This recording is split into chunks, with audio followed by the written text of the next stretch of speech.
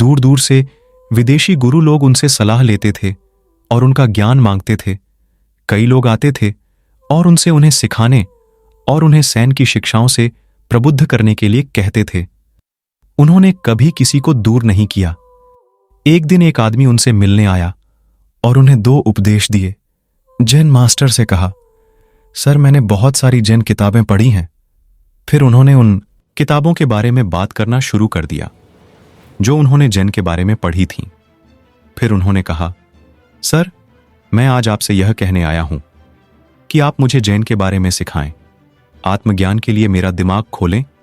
वह आदमी बात कर रहा था बहुत कुछ और जैन के बारे में अपने ज्ञान से जैन मास्टर को प्रभावित करने की कोशिश करते हुए जैन मास्टर मुस्कुराए और कहा कि आइए हम 1 कप चाय पर इस मुद्दे पर चर्चा करें।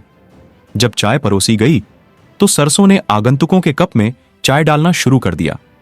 पूरा कप भर गया चाय, लेकिन जैन मास्टर अभी भी उसमें चाय डाल रहा था।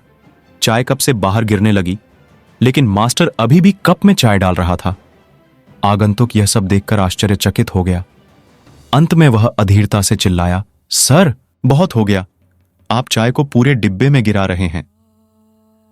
जब आप देखते हैं कि कप भरा हुआ है तो मालिक ने चिंता करना बंद कर दिया और मुस्कुराया और कहा, मेरे दोस्त, तुम बिल्कुल इस चाय के कप की तरह हो। इस कप की तरह तुम अपनी राय और अटकलों से भरे हुए हो। तो मैं तुम्हें कैसे दिखा सकता हूं जब तक कि तुम पहले अपनी कार खाली ना कर दो। अगर तुम जैन के बारे में सीखना चाहते हैं तो मेरे पास वापस आना।